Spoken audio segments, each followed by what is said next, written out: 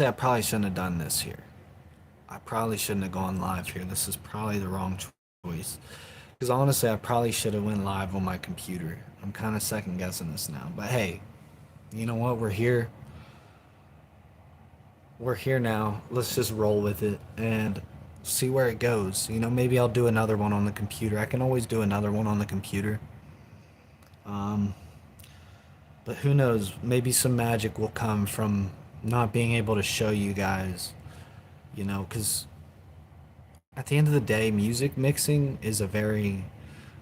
general is a very subjective industry, and there's a lot of soul in it, a lot of opinion, and so bringing up like articles and stuff on the computer could be helpful to speak my point, but it's not like it adds credibility to what I'm saying. At the end of the day, you know, you're never going to be able to prove or disprove what I'm saying. It's just going to be opinion. So, with all that out of the way, I would say my first piece of advice is like a lot of people are like, how should I get into the music industry? Or like stuff like that. How should I get into the music industry? Well, I would say, start writing songs. I would say first things first, look up some YouTube beats and start writing music to them. Or it also depends on like what you're trying to get into. If you know an instrument and you're trying to like create your own guitar riffs or something, you're really good at acoustic guitar or something, maybe start recording riffs into voice memos on your phone or something, or download BandLab. But then I wouldn't release anything right away until you're truly happy with the product. Like, I wouldn't just release music just to be like, look, guys, I'm making music. I made that mistake in the beginning, and what can actually end up happening is you can put a bad taste in people's mouths, right? Especially if you hold yourself to a higher standard. You release music where you're still kind of practicing and learning, and people will associate that with like your level of quality or your quality of work. So, I would say figure out like what tools you can get a hold of to practice and just really fucking nail it. Nail what it is you're going for first with practice before you release anything. My next piece of advice would be to learn mixing, would be to practice mixing as well while you're practicing just overall musical talent. So, first thing I would do is like learn plugins, like learn what an EQ is, learn what a compressor does, learn about phase, learn about like phase and how phase can cancel each other out, and learn about why that impacts your mix. Learn about limiters, learn about soft clickers, learn about which one you need to use for which application. And that's how you get better at the mixing, and the music itself is just practice. Watching videos and practicing. I would say if you're recording vocals and you don't know what an 1176 is, generally speaking, I would say you need to do some more research. I would say you need to do more research on what it is you're doing. Um, because at the end of the day, I've heard great mixes come out of iPhone mics, and I've heard terrible ones come out of studio grade microphones. And so don't blame your equipment, but also make sure you're getting your hands on like good programs and learning what they do. The price doesn't matter. Use Reaper for all the fuck I care. Use Reaper. My favorite compressor right now is free. It's an 1176 from Universal Audio, and it sounds great. I've been using it, and it's free. So don't judge things on the price. I would say do your research and then practice what you apply. And then when you're ready to release music, then what you're going to want to do is immediately make an ASCAP. You're going to want to go on ASCAP, ASCAP, and you're going to want to immediately make an ASCAP. This industry's dirty. It's petty. It's disgusting. But the ASCAP, what that's going to actually allow you to do is combat some of that pettiness, because there was a strong, long period where I was releasing music and it was on iTunes and I wouldn't register it on ASCAP. And for some reason, every single time I would release a song, there would be a portion of it that was completely copied by another artist. And it really does. It happens like that. It's disgusting, but you're going to hear copycats as soon as you release it. It doesn't matter if 100 people think your music sucks. It really doesn't matter. This industry is greedy, desperate, and will get a hold of and suck out any fucking good musical material they can out of you. So make sure you're registering on ASCAP before you release anything. Then what you're going to want to do is set up your song to release on something like United Masters, DistroKid, CD Baby, or Root Note. I'm not going to sit here and pick a side on which one's best. They all are competing in different ways and they're all giving you different pros and cons. So make sure you research which one's going to work best for you and your goals. I'm not going to, like I said, I'm not going to pretend one's better than the other. But then you're going to set your song up for a release, okay? Let's say it's 2 weeks out in advance. You're going to set it for 2 weeks out in advance, and then you're going to wait a little bit because whatever distribution service you sent your song off to has to actually check your song. They have to moderate your song and be like, okay, is this good for release? And then once they decide it's good for release, then they're going to give you a number. I think it's the ISRC. I'm pretty sure it's the ISRC. It could be the UPC. But anyways, it's pretty much just this long identifier for the song. It's just a long, like, think of like your driver's license, your ID. It's an ID for the song. And then what you're going to do is give that information to ASCAP and you're going to register that information over on ASCAP. Make sure you're typing in all the information right. Lord forbid, like this system is very serious about this. It's case sensitive. You need to type in the name of the song correct or it will fuck up. Once you have your song registered, then you can go ahead and start snippeting it. You can start teasing it to people. Because if you tease it first before it's set to release, prepare for your art to be just prepare for your art to be stolen. But you need to make sure you're registering it before you release it. Or it can be a lot dirtier. I mean, yeah, the industry's dirty no matter what, even if you do register it, but not registering it, it's going to make it a hell of a lot dirtier. So just make sure you register it. Release the song. Other tips I can give you, make sure you're making like promotional content, like music videos and stuff like that. You can outsource that sort of stuff through Fiverr. Go on Google and type in Fiverr, Fiverr. I think there's 3 R's. But Google that up. You're going to get access to many different services. People who are good at digital marketing, people who are good at creating and editing videos, people who are good at creating and editing cover art for album covers and stuff like that. So make sure you get in contact with those people over at Fiverr and figure out, a marketing strategy. You definitely want to lay out a little bit of a marketing strategy. You're going to create some jobs in the result of doing what you do. So it works great for everybody. You employ a few people when you outsource. You can't do it all yourself. I consider myself an independent artist. I consider myself more independent than most, and I still can't do it all alone. So I find myself outsourcing different things, such as, for example, my merchandise is one of like the biggest things that I outsource. So I use a website called Spreadshop, and Spreadshop is just this website. It lets you sell merchandise. It lets you sell t-shirts. It lets you sell hoodies. It lets you sell all kinds of stuff. And you can make it your own. You can upload your own design and you can make the markup whatever you want it to be. And then you can sell this stuff. And the reason I like it, like I said, it cuts out a lot of the work for me. All I have to do is focus on the music as an artist and focus on, what message I want to put out there.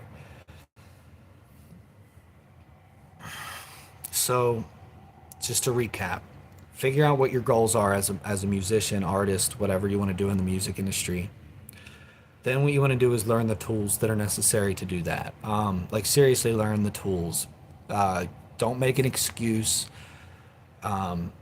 If you want to be a producer and you learn that you need a digital audio workstation, learn about all the different digital audio workstations and what your options are before picking one. It's good to have all your options on the table before making a choice. I happen to choose FL Studio, but like I said, maybe you're on a tighter budget, you go with Reaper, and it doesn't fucking matter. Don't use your tool as an excuse. Just keep going, keep fucking learning. Let that motivation fuel you. Now you have your hands on the real tools to do it.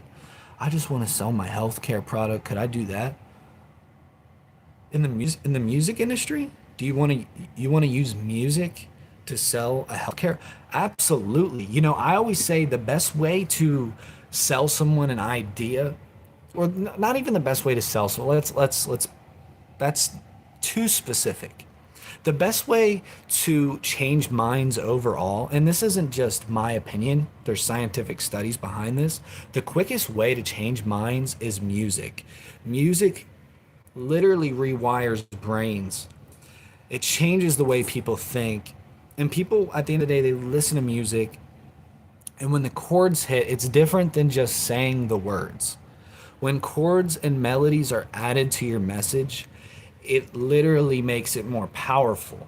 People feel it more and they connect with it more.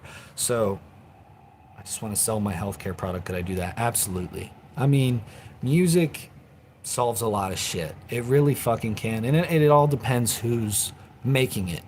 It all depends who's creating the music. People say people say things are bad all the time, but it all depends who's using these things. People say money's evil. Well, it depends who's spending it. Because if they're spending it on something good, everyone's good. If they're spending it on something bad, things go bad. What is the website you were talking about? Well, there's many different websites I'm talking about right now. I'm just giving general advice to people who want to get into the music industry, create music, sell it, share it, whatever the motive is. I'm not here to like help people make money. I'm not here to help people with one specific goal. Just for anybody who wants to make music for whatever motive, I'm just here to give general advice on like how to make that happen, how to avoid some of the shitty stuff, and having a lot more fish to fry than is really necessary. You know, if your goal is to get into the music industry to sell a healthcare product, maybe it's something truly innovative and the music might help you accomplish that. Obviously, you're not getting in it to combat the issues that modern artists are facing. You're getting in it to sell a healthcare product. So even though you're getting in it to sell a healthcare product, if you mention anything about the product or how it's made in a song, that can instantly be copied if you're not registering these ideas before you release them or share them in a song. So even if you're not trying to combat those issues of like copyright with modern artists, it's still within your interest because you have a product to sell and you don't want people to copy that intellectual property. I take your idea very serious. I take it more serious than a lot of these motherfuckers are going to, Elise. So I'd say, yeah, just all in all, believe in yourself, be able to come up with a sales pitch, work on a sales pitch. Honestly, I don't even know what you're doing with the music. I don't know what you're doing here. If I'm being really honest, like I don't know what you're doing here. I would work on a sales pitch, and that's a whole different thing. I'm not a wouldn't consider myself a salesperson, but you know, I think that's where you're trying to go. I think you're trying to get into sales, which is a whole different thing. Talk to people, go talk to people, and kill butterflies, kill those butterflies in your stomach, murder them. That's the best way for you, Elise. That's the highest extent of knowledge I can give to you. And don't, if you have a good product, if you have a truly good product, you don't need to lie to anybody. Just be honest. Keep that integrity.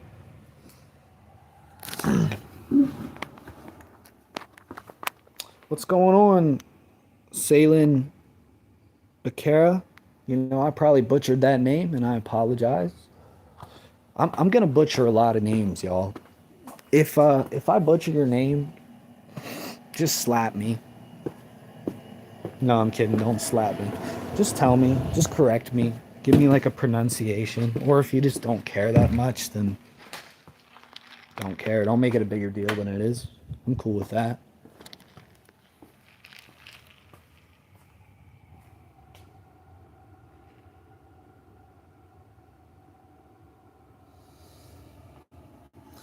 I just consider, what if people don't have health? They may not have mood to focus on music.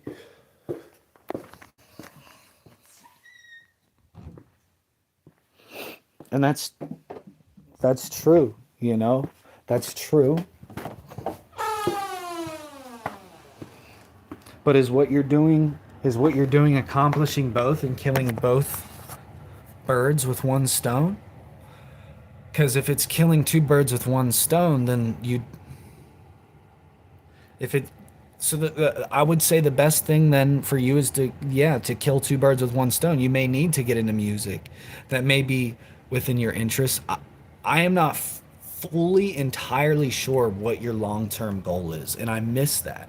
That would be like a big chunk of the puzzle. Like if I knew what your long-term goal is, that's a huge piece that can help me set up a game plan for you. But I am one of those people, I truly believe there's a way for anyone to accomplish anything that they set their mind to, as long as it's like physically possible. I mean, like if you're trying to like reverse gravity or something, I can't get behind it. But you seem like you might be onto something, so I would be glad to help you. And I believe that you have what it takes. God gave you two hands and a mind.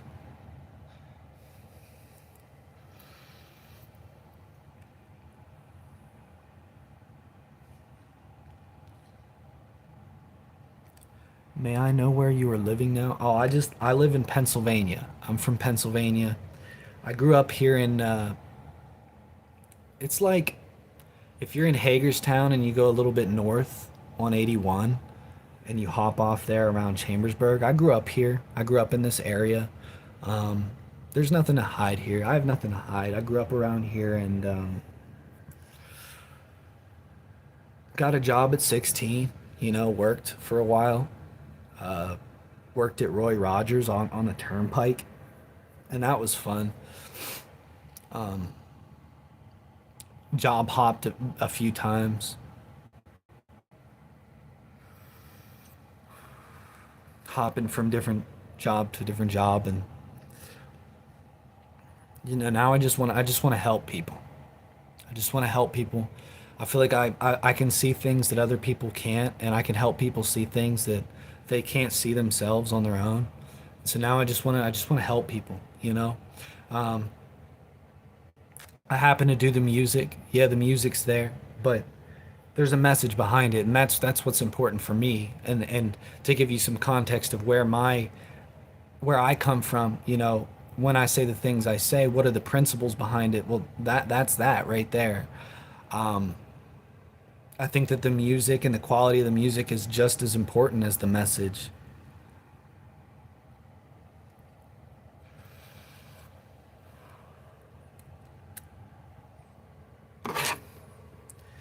And I've been in a lot. Yeah, yeah.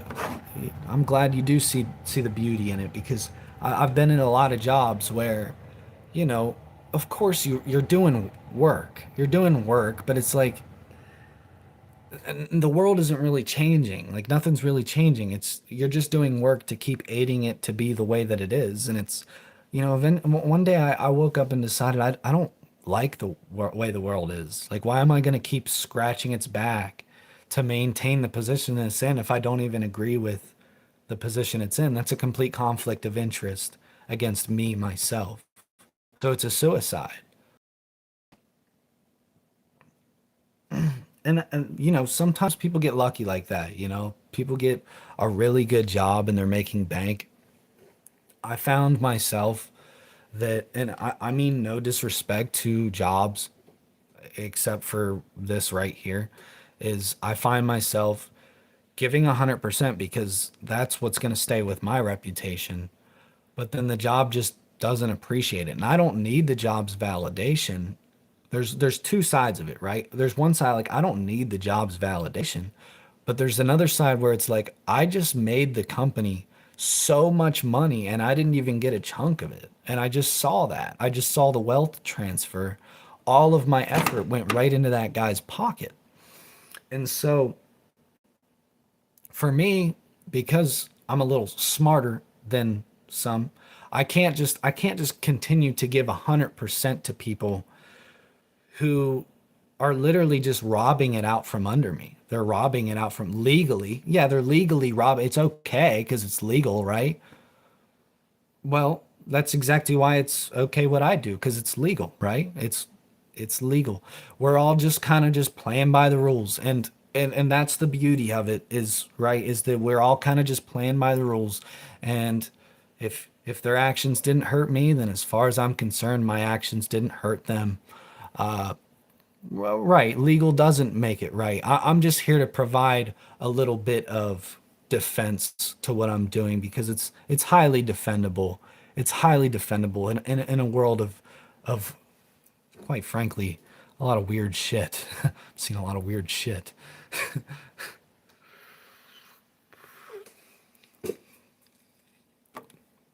But yeah, you know, I would say for yeah, many people are going to lose a job eventually. Yeah, and that's tricky, right? I mean, I feel for those people, but at the same time, we get to learn from history. We get the blessing of learning from history. And every time that some kind of physical device, whether it's, AI, a robot, technology, whether it was tractors replacing slaves back in like the early American days when we were starting out America, the Industrial Revolution. Every time that this happens, the people that benefit are the creative directors of all these companies. Here's the answer. So here's your answer. Everyone that was looking for like an answer for this, creative director. I know, like a lot of people like to they put their pride in getting their hands dirty. And so when they hear creative, it sounds gay. It sounds gay to those hard-headed, tough blue collar folks. But the truth is, every time that technology has replaced workers for whatever fucking reason, the creative directors are the ones that benefit. They get the increase in salary. Everyone else just well now they have to supervise the robots. Now they have to supervise the robots. That's what happens at the end. If you're like, let me hold on to this job, you're putting all your fucking eggs in that basket. I'm just going to warn you in the end, you're going to be supervising that robot. And I can guarantee you that is going to be soul sucking. Like there's no self worth there. You are going to feel shitty. And not even the kind of shitty where it's like, well, at least I'm fucking, working hard. It's, you're literally just walking around supervising a fucking robot. That's got to be, I'm just trying to, I feel bad for some of the folks that are putting all their eggs into those baskets because the creative directors are actually the ones that are like telling the robots what to do, what direction to head in, what objects to move and where to move them that will be best for humanity. That's the creative director or how to move the like what kind of graphics, what kind of product design, what kind of label do I want on my pack of Uno cards, what do I want the logo to look like. Those are the creative directors, and those people, yeah, they're going to make a lot fucking more. They're the ones telling the robots what to do.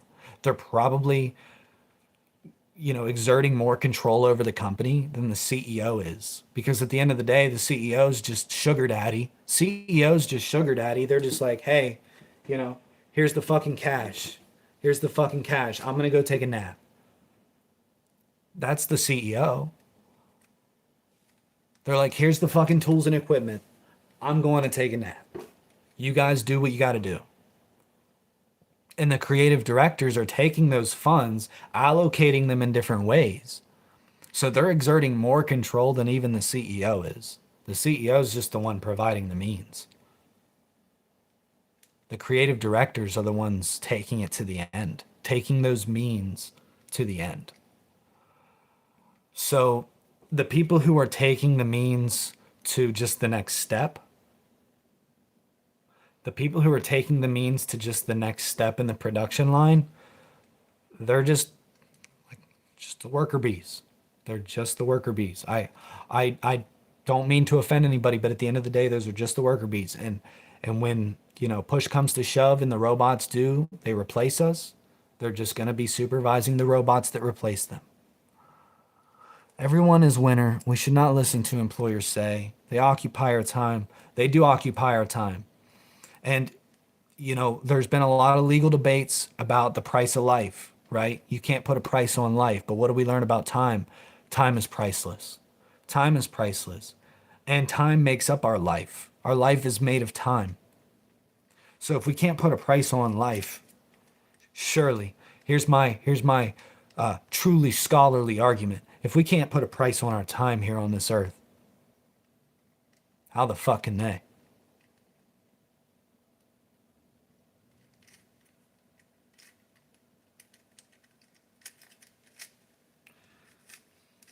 Let that sink in, y'all.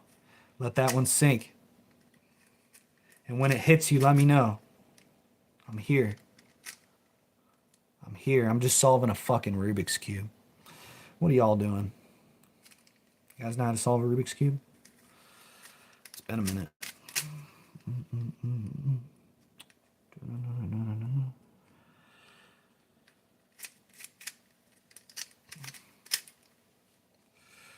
Yo.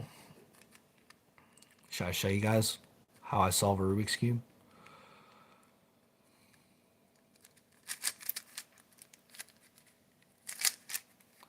Solving the motherfucking Rubik's Cube. We just live in the world. We just live in the world only 30K days. Let us enjoy staying with our family and do what we want. I mean, I don't know. I think we'll be all right. I think we'll be all right at the end. In the end, I think everything's going to be okay. Let it marinate. I'll tell you what, though. I'll be standing in their way. I'll be standing in their way.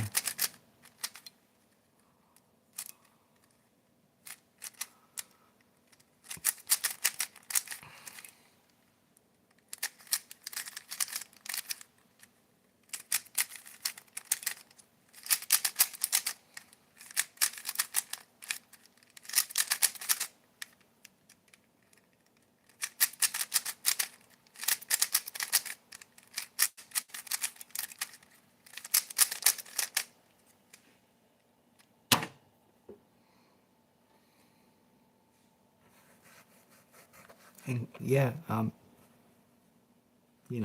people who know less than me take orders from me. That's the real hierarchy. That's the true intelligence driven hierarchy, leadership driven hierarchy. When someone knows a better way and they're the ones in charge, you need the people who know more to be in charge to show the other people a better way.